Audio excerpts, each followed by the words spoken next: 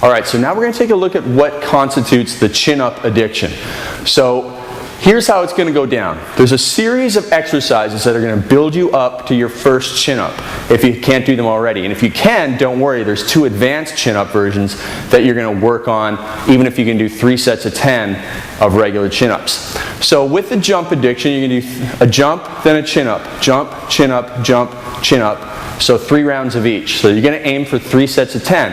And you don't move on to the next exercise until you can do 3 sets of 10 of whatever level you started at with the chin-up addiction. Now the very first level for people that can't do 3 sets of 10 chin-ups is going to be the underhand inverted row.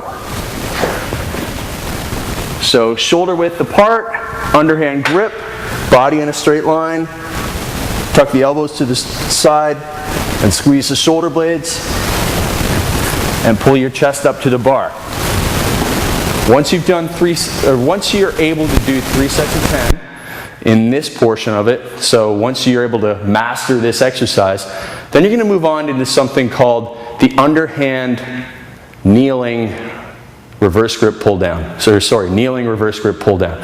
So we're going to need a cable machine for that. So we're going to have to move around to the other side of the gym. Okay, so now into this crazy exercise called the kneeling reverse grip pull down. And what you're going to need is cable machine. Now this is obviously not a regular pull down machine, and I've kind of MacGyvered it here, so it's going to allow me to do what I want. Otherwise, you'd have a regular pull down machine, get rid of the seat, and you're going to do kneeling underhand grip pull downs. Now you're going to do it kneeling with an upright torso, so no flexion at the hip, and just keep yourself upright. And it's a good way, not a perfect way, but a good way to get another step in with our chin-ups. And what you need to do here is to be able to do 3 sets of 10 with 66% of your body weight in order to move on to the next chin-up level. So I've got it set at 120 pounds because I'm about 180. I'm going to take my grip on the bar, kneeling here, upright torso, pull that bar down.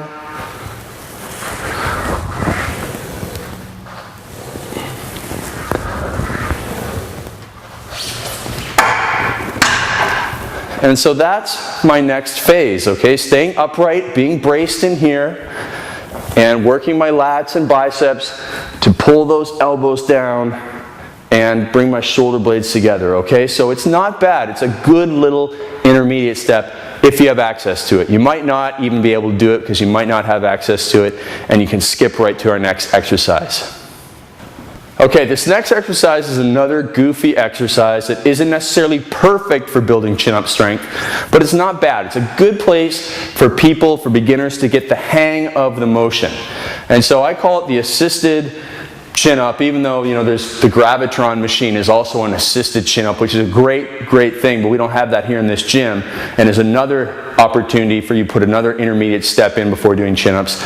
But this one looks a little weirder, okay? You're going to actually do it with your feet on the ground, and you're going to have the bar at about chin height or a little bit higher, and you're just going to squat down, and you're going to take as much weight with your arms as possible and pull up. So really focus on the muscles that will be involved in a chin-up, okay? And take as much weight off your feet as you can. And really make sure that you're pulling up with your lats and your biceps, okay? So control it down and then really pull up as much as possible just with your upper body. Okay, try not to push off with your feet. Try and be very light on your toes. Okay, so that's another one.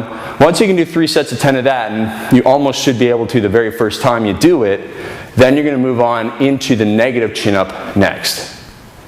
Okay, in our next exercise, we're going to deviate a little bit from the 3 sets of 10. What you're aiming for here is 5 repetitions, 3 sets of 5 repetitions of a 6-second lowering phase for the chin-up.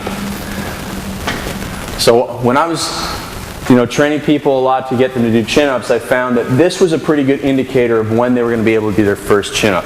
So some people say that if you can do a full 10-second eccentric, you should be able to do a chin-up. But I found that if they were able to do multiple sets of 6 seconds, it was a little bit better, because 10 seconds is almost too long to do an eccentric, because you really get down to about here and after about 6 seconds, and then spend a lot of time just doing a 2-inch range of motion. So you're going to get a boost up with the bench, maybe a little jump, and then 6 seconds on the way down. 3, 4, 5, 6. Okay? Then you're going to get reset, jump back up. 1, 2, 3, 4, 5, 6. Okay? You have to do 3 sets of 5 with a perfect 6-second lowering, and then you're ready to go on and try and conquer your chin-ups. Okay? Now, when you're ready to do your full chin-ups, we've done them so many times that you should know for sure that the chin-up is the underhand, shoulder width, grip on the bar, and then we'll start with a slight bend in the elbows, and up, and control down. Okay, so you're going to do 10 repetitions. Once you can do 3 sets of 10 repetitions in the addiction portion of our workout B, then you're ready to move on to our sternum chin-up, which is a little bit more strict. You're going to lean back, you're going to get a little bit more of your upper back in it. So same grip, everything's the same, except now I lean back more. And I get more work from my upper back. Okay, so more between my shoulder blades, rhomboids, and that's our next one. So being able to do 3 sets of 10 with the sternum chin-up. And then our final version, I'm going to switch it around here. We're going to do the L chin-up, which is a real tough one. And if you can do 3 sets of 10 with this one, you're a chin-up master, and you may as well start going for the 1-arm chin-up. But the L chin-up is going to be basically starting in the finishing position of a hanging leg raise and doing your chin-ups that way. So underhand grip, and we're going to start with that hanging leg position. And so that's how you're going to do your chin-ups, okay? So it was a little awkward there because that bar was in my way, but you want to have that, just that L position, okay? And maintaining that properly and doing all of your chin-ups that way. The first time you do it, it's going to be real tough, but you'll quickly get better at that one. And again, once you can do 3 sets of 10, you're totally addicted to chin-ups. All right, so that's how it's going to go. It's a long explanation here. With the jump addiction, then you move from whatever jump. So if you want to do your 5 hops, you do 5 hops for each leg.